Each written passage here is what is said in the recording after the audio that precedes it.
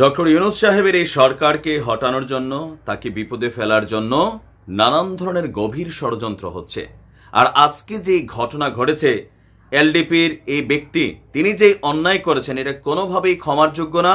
আমার মনে হয় তার বিরুদ্ধে তাৎক্ষণিকভাবে তাকে গ্রেপ্তার করে তাকে নিয়ে প্রয়োজনে ডিবি হারুনকে খবর দেওয়া হোক যে তুমি এখন থেকে ডিম থেরাপি দিবা কিছু নেতাদের। কারণ এখন যারা রিমান্ড করাচ্ছেন তাদের রিমান্ডের নমুনা, ডিবি হারুনের রিমান্ডের নমুনা দুইটা আলাদা জিনিস ছিল। কাজে লাগে, মানে যেহেতু আছে আইনা ডিবি দিয়ে আইনা অন্তত রিমান্ডের ইস্যুতে ডিবি হারুনের কাজে লাগান। দেখেন ডক্টর ইউনূসের সাথে গোপনে বৈশা ডক্টর ইউনূস কথা বলতেছে, এরকম মোবাইল ধরে রেকর্ড করতেছে। কি হচ্ছে ভাবা যায়? ভাবা যায় এগুলা?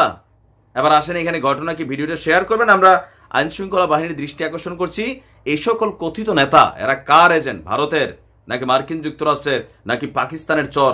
কোন দলের? বিএনপির নাকি আওয়ামী লীগের? কার পক্ষ হইয়া এই নেতা এরকম গোপনে ডক্টর ইউনূসের ভিডিও ধারণ করছিল?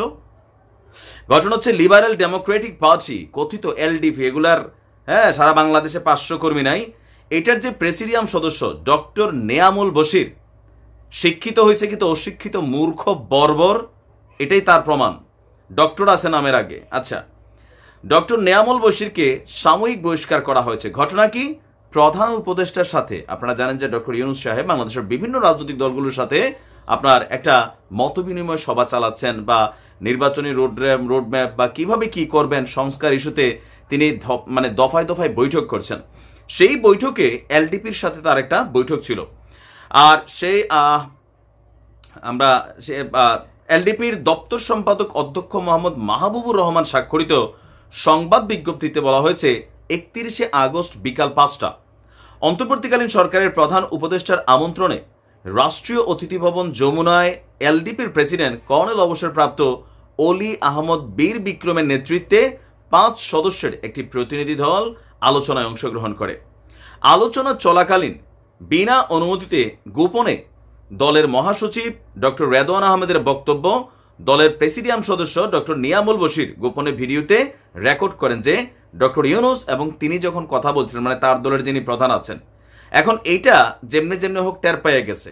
টের পাওয়ার পরে এটা নিয়ে তারা ইনভেস্টিগেশন করছে, তার ফোনের মধ্যে এই রেকর্ডিংটা পাওয়া গেছে। তাৎক্ষণিকভাবে তাকে দল থেকে বহিষ্কার করা হয়েছে। এছাড়া তাকে কেন বহিষ্কার করা যাবে না এই মর্মে একটা কারণ দর্শানোর নোটিশ দেওয়া হয়েছে। নোটিশ ফুটিশের সময় নাই।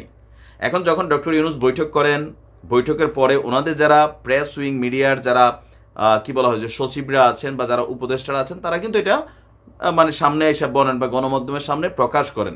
কারণ এখানে নানান আলোচনা হয়, মিক্সিং আলোচনা থাকে, অনেক আলোচনা থাকে ইন্টারনাল, অনেকগুলা থাকে যেটা বাহিরে প্রকাশ করার মতন।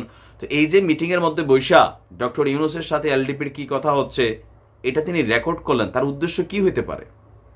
তা আমি বলি আর কি যে ডিবি হারুনের প্রয়োজন এখনো বাংলাদেশে আছে রিমান্ড থেরাপির জন্য। ডিবি হারুনের শাস্তি হচ্ছে এটা যে তুমি সবার থেকে রিমান্ডের তথ্য বের করে দিবা। ভাই পারে, উনি জানে কেমনে কি করা লাগে।